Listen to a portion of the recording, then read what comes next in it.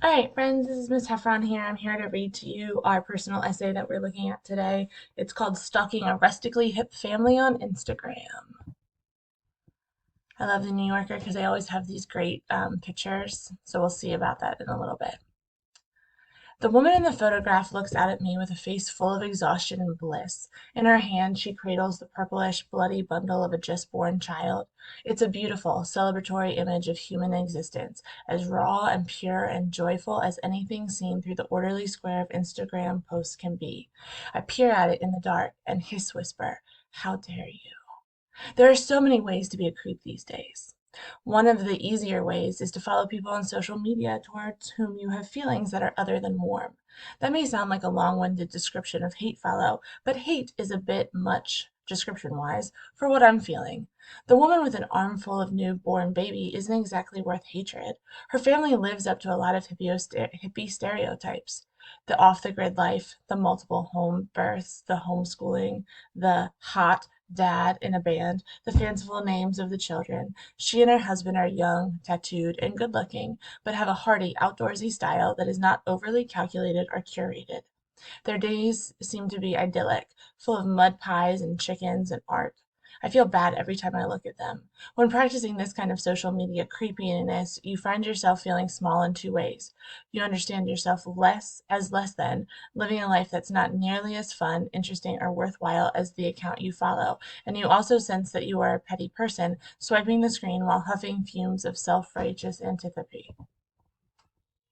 When I finished reading the description of the unmedicated, unassisted home birth that accompanied the photograph, it was impossible not to recall my own birthing experience.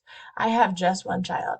Actually, I do a lot of my Instagram creeping curled up with her in bed as I coax her to sleep, and I gave birth in a regular hospital. I did not write a list of birth preferences. It struck me as so arrogant, so unwise, to attach myself emotionally to a certain set of hoped for ways that the birth could go. I told myself that I mostly just wanted to leave the hospital with a live baby and preferably no more and no fewer holes than I came in with. I also wanted to show my OBGYN that I was a good team player, that I was on her side and getting the job done. Kind of like when I find my old waitressing instincts kicking in at restaurants and I start automatically stacking the plates to the side of the table in an easily bust pile. My birth ended up being not so bad. My water broke early, and I arrived at the hospital 9.5 centimeters dilated, much too far along for drugs of any kind. My daughter was face up and got stuck. They used a vacuum and had a big doctor squeeze me like a tub of toothpaste. I was on my back with my knees by my ears, and it never occurred to me to ask if I could move around at all or somehow direct the process. The doctors and nurses know what they're doing, a and they see what a not pain in the ass I'm being, I will be a good tube of toothpaste. The truly unpleasant part came after, when my placenta failed to bloop properly out of my uterus, and my OBGYN reached on up there and clawed it out by the fistful, turning me briefly into a human hand puppet whose puppet mouth said things like, "Lady, lady, you've got to get out of there." I played this story for laughs, but the last time I told the story in conversation with friends of mine, a couple who have kids of their own, they looked at me stricken, as I thought I was as though I were describing a trauma. "I'm so sorry that happened to you," the husband said quietly. I stopped in my tracks. Happened to me? That made it sound like I was a victim. A wash of shame went through me, and I thought that I might have presented myself as such. I wasn't complaining. I was telling a funny story about the time I was a puppet. That it happened to be the most physically painful thing that I ever experienced was utterly beside the point. I think about that conversation as I look at the woman and her newborn. What might have happened if her baby, like mine, had been facing the wrong way in the birth canal? Was her husband beefy enough to squeeze her like a tube of toothpaste? One thing I knew for sure, she would have no interest in proving how good she was at taking orders. She most certainly had read all the home birth books. She probably has an arsenal connection to Heina May Gaskin. She probably did things like listening to her body and moved in ways that were helpful to the process. See how impossible I find it to list the good and smart things that she did without rolling my eyes? The pettiness tastes an awful lot like jealousy. There's an audacity in doing things exactly as you see fit, and I know in my heart that my truly audacious moments have been few and far between. The desire to prove I can get along to keep a cheerful face on is one that I recognize as a terrible impulse. It's the impulse that says I'm not like the other whiny bitches. Where this urge to prove myself in some kind of good soldier capacity comes from, I don't know. I certainly paid enough lip service to the idea of flouting authority as a kid. There's a tinge of class resentment, certainly, of course. These rich women roll into the delivery room with things like birth plans and mandate to curate their experience. But a lot of my attitude is toxic, lady machismo. Where better to get high on your own internal toxicity than Instagram? Wait, I can actually answer that. Twitter, obviously, but Instagram has better visuals.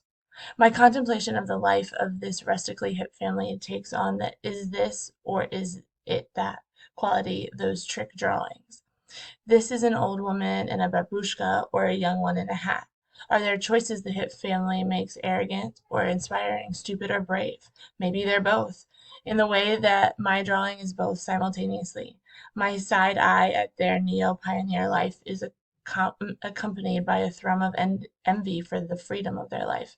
Who works? Is there a trust fund at play here, or are they just good at living off the land? And a desperate, shame-filled recognition of the disparity between their towering competence and my obvious lack thereof. Who would you want to link up with in the coming apocalypse? The hot, fit, loving family who knows how to build a house by hand, or the tubby, middle-aged broad who can't even drive stick? Exactly. My ability to provide wry commentary about my own cervix is an asset useful only in pre-collapse society. On Instagram, my capacity for envy is boundless, but I don't wish this family ill in the least. On the contrary, I want them to flourish. Once the shit hits the fan, I'll need somewhere to run. My time in the dark peering at my phone would be much better spent, say, watching YouTube videos about how to build your own windmill or like change a fucking tire. Maybe these bad feelings are a signal that it's time to rethink my approach to other people, and maybe if life itself to become more open, more generous, more in tune with nature, and less concerned with being a good tube of toothpaste than making fun of myself for it. Maybe that. Or maybe I can just hope that they're anti-vaxxers and that though they're folky, my petty antipathy will finally be redeemed. All right, so that's the article. I hope you enjoyed it. She's kind of funny. And this is a personal essay, so it's just her thoughts about things. We're going to delve into this a little bit. But the next thing you're going to do is a see, think, wonder chart. So this was the audio recording for you.